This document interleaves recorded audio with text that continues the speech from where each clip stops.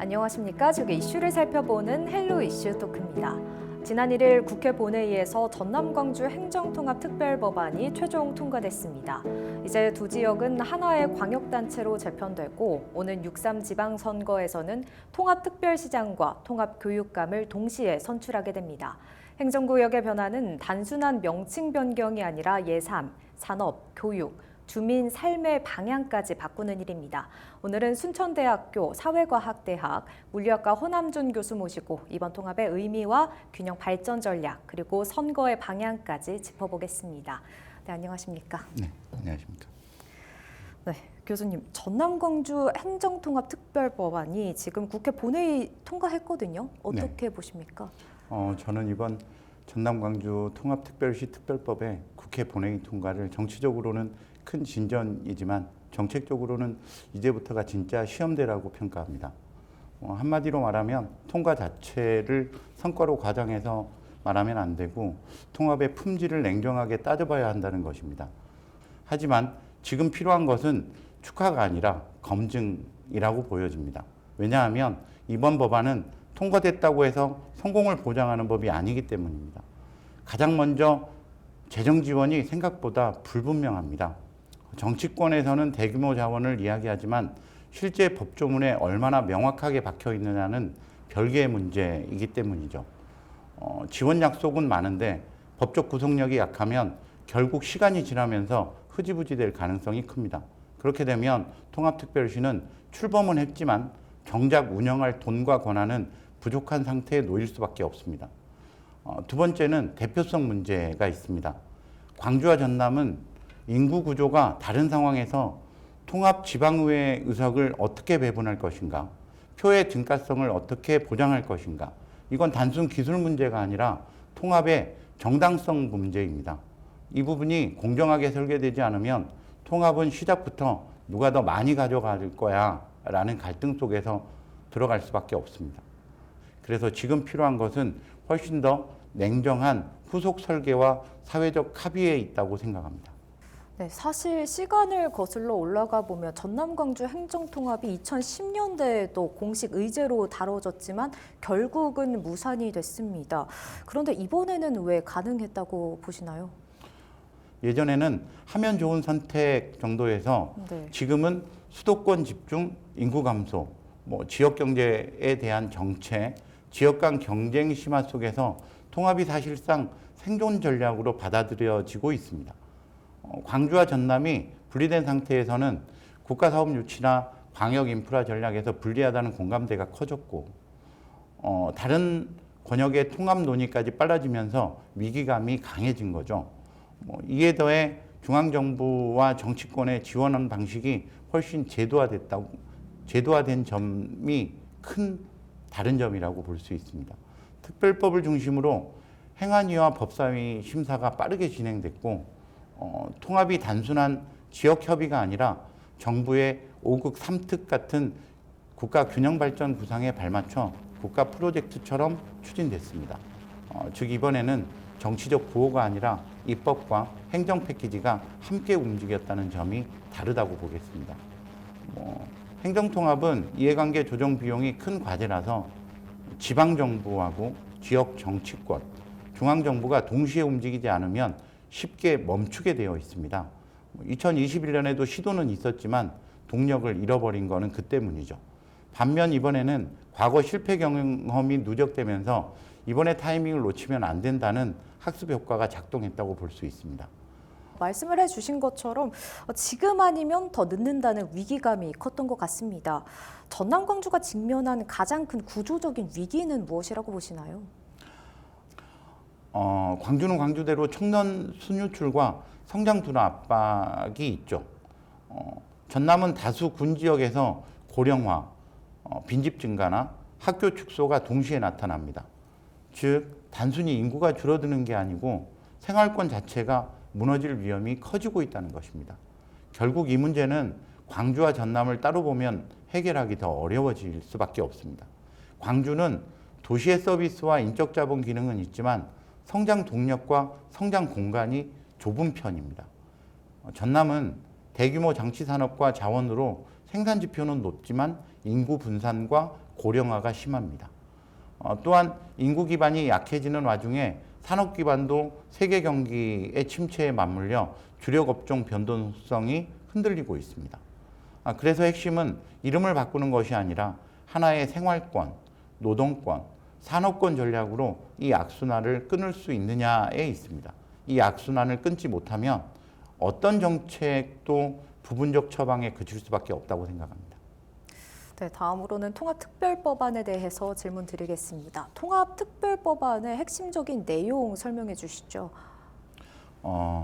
이번 특별법은 가장 핵심적인 내용은 한 조항의 특례가 아니라 단일 광역자치단체인 전남 광주 통합특별시를 설치한다는 점에서 생활권, 산업권, 행정권을 하나의 광역단체로 묶는 제도적 기반을 만드는 것입니다. 이 특별법은 크게 두 가지로 나눠볼 수 있을 것 같습니다. 첫 번째는 법적으로 새로운 광역정부를 만드는 것입니다. 두 번째는 그 광역정부가 실제로 작동할 수 있도록 특별지위와 각종 특례를 부여하는 것이죠. 특별법에는 국무총리 소속 지원위원회를 두고 기본재정을 수립을 하고 제도적인 정착과 권한이양, 재정지원 등을 총괄하도록 하고 있습니다. 특별시의회 권한 강화와 주민 참여 확대, 자치 입법권과 예산 독립성 보강 같은 내용도 담겨 있어요. 또한 행정사무감사와 조사 권한 강화, 주민 투표 요구권, 그리고 지방의회의 자치 입법권과 의원 지원 체계 강화가 포함되어 있습니다. 또 행정기구와 정원, 인사 운영의 자율성 확대, 그리고 교부세 산정 특례, 지방채 발행과 지방세 감면 특례까지 포함되어 있습니다. 결국 이 법은 단순히 합친다는 선언보다는 합친 뒤에 어떻게 굴러갈 것인가에 더 초점을 두고 있다고 볼 수 있습니다. 다만 여기서 핵심과 쟁점은 구분해서 봐야 할 필요성이 있습니다. 핵심은 분명히 통합특별시 설치와 특별한 특별지위 부여 그리고 권한과 재정 특례의 법적 근거의 마련이라고 볼 수 있습니다. 하지만 쟁점은 그 특례가 실제로 얼마나 강하냐는 것입니다. 특히 재정지원 규모가 재정지원 규모와 기준이 법에 얼마나 명확하게 들어있느냐 아직 남아있는 과제라고 보겠습니다. 지금 단계에서는 재정지원이 원칙 수준에 머물고 있고 충분히 구체적인 배분 기준이나 정률 지원이 충분히 반영되지 못했다는 지적도 나오고 있습니다. 그래서 저는 이번 특별법의 핵심은 분명히 통합된 특별시라는 새로운 제도 그 자체에 있다고 보지만 이 법은 진짜 성공 여부는 결국 전남 광주 통합특별시가 실질적인 자치권과 재정 역량을 갖느냐에 달려 있다고 생각합니다. 즉 설치 자체가 출발이라면 실제로 작동 능력은 특별법의 성패를 가를 핵심이라고 평가하겠습니다. 네, 교수님, 전남과 광주를 볼 때 광주의 경우에는 모빌리티, AI 중심의 산업 기반을 가지고 있고요. 또 전남의 경우에는 에너지, 항공우주, 그리고 해양자원 등 산업 인프라를 보유하고 있는데요. 이러한 두 지역이 만났을 때 어떤 구조적 상승효과 기대하고 계시나요? 저는 광주와 전남의 통합이 만들어낼 수 있는 가장 큰 구조적 상승 효과는 단순히 광주는 AI, 전남은 에너지 이런 식으로 병렬식으로 묶는다는 데 있지 않다고 봅니다. 핵심은 광주의 AI와 모빌리티 기술 역량과 전남의 에너지, 우주항공, 해양 인프라를 결합해서 연구개발부터 실증, 생산, 수출, 인재 양성까지를 하나로 연결하는 초광역 융합산업 생태계를 만드는 데 있다고 생각합니다. 지금까지 광주가 기술 개발과 인재, 도시형 실증에 상대적으로 강했고 전남은 대부분 산업 부지와 에너지, 해양, 우주 분야의 현장 인프라에 강했습니다. 근데 이 둘을 행정적으로 분리되어 있다 보니까 기술은 한쪽으로 개발되고 실증과 사업화는 다른 쪽으로 움직이는 비효율이 있었습니다. 만약 통합특별시 체제가 제대로 작동한다면 광주에서 개발한 AI, 자율주행, 센서나 반도체 기술을 전남의 에너지 단지, 그리고 항만, 해양 공간, 우주 인프라에 곧바로 실증하고 다시 제도와 사업화로 연결하는 지역 내 완결형 가치 사슬을 설계할 수 있습니다. 결국 성패는 AI와 에너지, AI와 해양, AI와 우주, 모빌리티와 배터리 같은 공동 로드맵을 실제로 만들 수 있느냐. 그리고 특별법의 재정 특례와 권한 이양이 선언이 아니라 실행 가능한 제도로 작동하느냐에 달려 있다고 봅니다. 다시 말해서 광주와 전남의 통합이 갖는 가장 큰 의미는 광주의 기술과 전남의 현장을 결합해 개별 산업 육성을 넘어 초광역 융합산업 메가클러스터를 만들 수 있는 구조적 전환의 가능성에 있다고 생각합니다. 이번 행정통합이 속도를 내면서 다가오는 6.3 지방선거에서 처음으로 통합특별시장과 교육감을 뽑는 첫 선거가 됐는데요. 정치적으로 어떤 의미가 있을까요? 이번 6.3 지방선거는 단순한 지방선거의 성격을 띠고 있지만은 않습니다.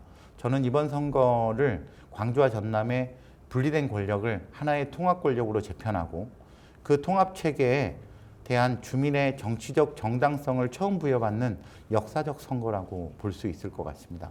왜냐하면 통합특별시가 출범하면 통합특별시장은 단순한 지방자치단체장이 아니라 사실상 호남 서남권 전체를 대표하는 단일 최고 정치주도자 성격을 갖게 됩니다.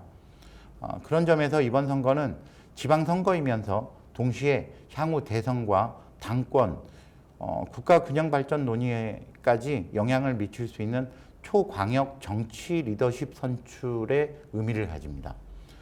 또한 이번 선거는 주민 입장에서 보면 행정통합에 대한 사실상의 승인 투표 성격도 강합니다. 법은 국회가 통과시킬 수 있죠. 그렇지만 통합체제가 실제로 정당성을 가지려면 결국 주민의 선택을 받아야 합니다. 통합 광역시장과 통합교육감을 처음 선출한다는 것은 결국 광주 전남이 주민이 이 통합체제를 정치적으로 수용하느냐를 보여주는 첫 번째 집단적 판단이 되는 것이죠. 그래서 이번 선거는 단순한 인물 경쟁이 아니라 통합 찬성과 통합 방식, 그리고 통합에 대해서 반대하는 이유, 그런 통합 이후 자원 배분 원칙까지 함께 심판하는 선거라고 볼 수 있습니다. 또 하나 중요한 점은 이번 선거가 결국 광주 중심으로 갈 것인가, 전남 균형으로 갈 것인가를 가늠하는 공간 정치의 시험대가 된다는 점입니다. 청사, 예산, 기관, 인사, 그리고 개발 우선순위가 어디로 향할 것인가가 핵심 쟁점으로 부상할 가능성이 큽니다. 그래서 이번 선거는 단순히 누가 당선되느냐의 문제가 아니라 광주와 전남 각 권역 간 이익 배분 질서를 어떻게 재편할 것인가를 묻는 선거라고 볼 수 있습니다. 네, 이렇게 하나의 특별시장 체제가 되면 재정통합과 정책, 우선순위를 어디에 두어야 할지가 가장 큰 숙제일 텐데요. 어떻게 달라질까요? 통합 이후에는 재정과 정책이 모두 통합특별시장 1인 체제의 전략적 배분 안에 놓이게 된다는 뜻이 됩니다. 그러면 가장 큰 변화는 3가지 정도 볼 수 있을 것 같아요. 예산 편성 기준이 행정구역 단위에서 기능 단위로 바뀔 가능성이 있습니다. 지금까지는 광주 예산, 전남 예산이 따로 편성됐지만 통합 이후에는 교통이나 물류, 산업하고 에너지, 교육하고 복지, 정주와 생활 SOC처럼 광역 기능별로 묶여서 투자하는 방식이 강화될 수 있습니다. 예를 들어서 광주의 AI와 전남의 에너지를 따로 지원하는 것이 아니라 AI와 에너지 융합, 모빌리티와 전력망 연계, 그리고 해양과 항만물류 진흥화 같은 광역 연계 산업이 정책 우선순위의 상단에 올라갈 수 있겠죠. 둘째로 재정 배분의 논리가 성장 효율성과 균형 발전을 동시에 요구하는 구조로 바뀐다는 점입니다. 한편으로는 광주 도심권, 빅그린 미래차, AI축, 여수, 광양, 목포, 고흥 같은 전략 거점에 과감히 투자해야 한다는 논리와 다른 한편으로는 농어촌, 도서지역, 취약지역의 필수 서비스를 먼저 보장해야 된다는 논리가 충돌하고 있습니다. 결국 통합 뒤 재정은 효율만도 아니고 균등 배분만도 아닌 성장 거점 집중 투자와 취약지역 보완을 함께 가는 이중 구조로 갈 가능성이 커질 수 있습니다. 셋째, 기초지자체 간 재정 조정 가능성이 훨씬 중요해진다는 것입니다. 광주의 자치구와 전남의 시구는 재정 여건이 크게 다릅니다. 이런 상황에서 통합특별시는 광역 단위 조정교부금과 내부 재정 조정 장치를 통해서 시군 구간 격차를 관리하는 역할을 훨씬 커질 수밖에 없습니다. 다만 여기서 중요한 것은 지금 특별법의 방향이 제시하고는 있지만 구체적인 재원에 대한 기준과 배분 방식 아직 충분히 명확하지 않다는 점입니다. 지방채 특례나 균형발전기금 같은 장치는 담겼지만 광역 통합교부세가 신설된다거나 정률형 특별교부금이나 별도 계정 설치 같은 더 강한 재정 장치는 빠져 있습니다. 결국 도민 입장에서 가장 궁금한 건 이겁니다. 그래서 내 삶이 무엇이 달라지냐 이거거든요. 이 행정통합으로 어떤 혜택이 있을까요? 도민 입장에서 가장 중요한 질문인 것 같습니다. 그래서 내 삶이 얼마나 달라질 것이냐라는 부분. 행정통합의 의미를 거창한 제도 변화보다 결국 생활이 얼마나 편리해지고 기회가 얼마나 넓어지느냐로 봐야 한다고 생각합니다. 다만 먼저 분명히 할 점이 있습니다. 행정통합이 곧바로 내 소득을 올려주거나 삶을 즉시 바꾸는 것은 아닙니다. 결국 교통, 의료, 교육, 일자리 정책이 얼마나 빨리 실제로 작동하느냐, 그리고 전남 취약지역 보호 원칙이 얼마나 제대로 제도화되느냐에 따라 도민 체감도는 크게 달라질 것입니다. 때문에 마지막으로 강조하고 싶은 것은 전남 취약지역 보호 원칙의 제도화, 그리고 광역 교통, 의료, 교육 연계 정책의 조기 실행, 그리고 일자리 창출형 산업 투자의 실질화입니다. 이 세 가지가 작동하지 않으면 도민은 이름만 바뀌었다고 느낄 수 있고, 반대로 이것이 작동하면 통합은 도민에게 더 넓은 기회와 더 나은 접근성으로 체감할 수 있다고 생각합니다. 네, 그런데 이제 총 4년간 총 20조 원의 지원 계획이 나왔는데 그 후에는 재정 지원이 어떻게 되는 거냐라는 우려의 목소리도 들리고 있거든요. 일회성 지원에 그치지 않으려면 어떤 전략이 필요할까요? 정부는 재정 지원, 행정통합 교부세, 그리고 행정통합지원금 신설 추진과 같이 재정 지원 TF를 구성할 방침을 밝혔습니다. 다만 세부 배분 방식과 제도화 수준은 추후 확정 과제로 남아있고, 단순 지원보다 재정체계 자체와 분권화의 실질적 제도 마련이 더 중요하다라는 지적이 있습니다. 그래서 핵심은 얼마를 받느냐가 아니라 20조가 끝난 뒤에는 지역이 스스로 굴러가는 구조를 만들 수 있느냐입니다. 일회성 지원에 그치지 않으려면 어떤 전략이 필요할까요? 첫째로 20조를 운영비가 아니라 세원을 만드는 투자에 써야 합니다. 가장 위험한 방식은 인건비와 반복 보조금, 그리고 일회성 선심성 사업에 돈을 많이 쓰는 것입니다. 이렇게 되면 자원이 끝나는 순간 바로 재정 절벽이 올 수밖에 없습니다. 반대로 산업단지나 전력망, 교통망, 데이터와 실증 인프라, 항만과 물류의 고도화, 창업과 R&D 플랫폼 같은 자산에 투자하면 민간 투자와 고용, 지방 세수 증가로 이어질 수 있습니다. 한마디로 지원금을 소비가 아니라 세원을 만드는 자산으로 바꿔야 한다는 것입니다. 한시재원을 상시재원으로 연결해야 합니다. 중요한 것은 단순 보조금이 아니라 행정통합교부세나 행정통합지원금 같은 법정 교부 방식의 지속재원을 제도화하는 것입니다. 별도 회계나 별도 계정, 지방소비세 안분 특례, 권한이양과 재정이양의 원칙까지 포함해서 20조 이후에도 지속 지원 재정의 틀을 만들어야 합니다. 앞으로는 정치적 협상력은 20조 확보보다 20조 이후 상시 재원 확보가 더 집중해야 합니다. 네, 전남 일부 지역에서는 광주 중심으로 빨려 들어가는 게 아니냐는 우려의 목소리도 있는데요. 어떻게 보십니까? 저는 전남 일부 지역에서 나오는 광주 중심으로 빨려 들어가는 것 아니냐는 우려는 충분히 현실적이고 타당하다고 봅니다. 이건 단순히 감정적 반발이 아니고 행정통합 과정에서 가장 먼저 나오는 전형적인 구조적 불안입니다. 실제로 전남에서 이미 흡습통합, 농어촌 소외, 지역 맞춤형 복지 축소 우려가 공개적으로 제기돼 왔습니다. 특히 청사 위치 문제가 불거지면서 이 불만은 더 커졌습니다. 왜냐하면 청사 문제는 단순한 건물을 어디 두느냐의 문제가 아닙니다. 결국 권한과 예산, 인사와 기관이 어디에 몰리느냐의 문제이기 때문입니다. 지금 상태로는 그 위험이 실제로 존재합니다. 광주는 이미 인구, 의료, 대학, 문화, 행정 집접도가 높습니다.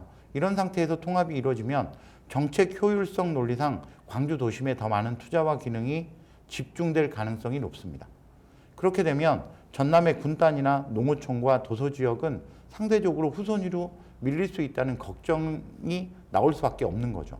게다가 이 문제는 단순히 광주 대 전남의 구도만은 아닙니다. 전남 내부에서도 동부권, 서부권, 중남부 농산어촌의 이해관계가 다르기 때문에 결국 전남 내부에서 어느 권역이 실제 중심성과 연결성을 확보하느냐 또 하나의 쟁점이 어느 권역이 실제 중심성과 연결성을 확보하느냐가 또 하나의 쟁점이 됩니다. 그래서 광주 중심 흡수 우려는 광주와 전남의 갈등이기도 하지만 동시에 전남 내부의 공간정치 문제이기도 합니다. 물론 제도적 안전장치가 전혀 없지는 않는 것 같습니다.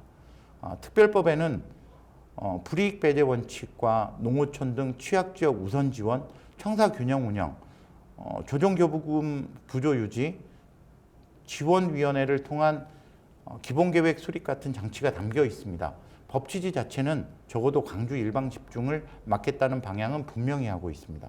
하지만 여기서 중요한 것은 원칙이 있다고 해서 자동으로 균형이 형성되지는 않습니다. 균형 운영이라는 문구만으로는 부족하죠. 어떤 부서를 어디에 둘지, 예산은 어떤 공식으로 배분할지, 취약지구 최소 투자 기준은 얼마로 할지 같은 구체적인 설계 기준이 없으면 실제로는 힘이 센 곳으로 자원이 몰릴 가능성이 큽니다. 그래서 저는 지금 전남 지역의 우려가 결코 과장만은 아니다. 결국 해법은 통합 자체를 무조건 찬성하거나 반대하는 데 있지 않습니다. 핵심은 설계에 있습니다. 광주, 무안, 전남 동부에 어떤 핵심적인 기능을 둘지 기능 분산을 명문화해야 합니다. 농어촌과 도서, 인구 감소 지역을 위해서 최소 보장 재정을 별도 계정으로 운영해야 하고 광주 접근만 강화할 것이 아니라 전남 동서부권 자체의 연결성과 거점도 함께 키워야 합니다. 마지막으로 본청뿐 아니라 공공기관과 산하기관 배치도 균형 있게 설계해야 합니다. 결국 재정과 기능, 기관 배치를 어떻게 설계하느냐에 따라서 광주 중심 집중이 될 수도 있고 균형형 통합이 될 수도 있다고 생각합니다. 네, 마지막 질문입니다. 교수님께서는 이번 통합 가능성을 어느 정도로 보시고 또 이 통합 가능성을 높이기 위해서 가장 필요한 건 무엇이라고 보시나요? 제가 개인적으로 평가하기에는 100점 만점에 60점 정도입니다. 이번 통합의 성공 여부는 통합 자체가 아니라 통합 이후의 권한과 예산, 인사와 교육을 어떻게 공정하게 배분할지에 대한 규칙을 얼마나 미리 제도하느냐에 달려 있다고 말씀드리고 싶습니다. 네, 교수님 오늘 말씀 잘 들었습니다. 감사합니다. 네, 감사합니다. 네, 이번 6.3 지방선거는 전남과 광주가 하나의 공동체로 새로운 성장의 축을 세우는 출발점이 될 겁니다. 통합과 균형 그리고 미래를 향한 선택, 그 중심에 유권자의 한 표가 있습니다. 지금까지 헬로 이슈토크였습니다. 고맙습니다.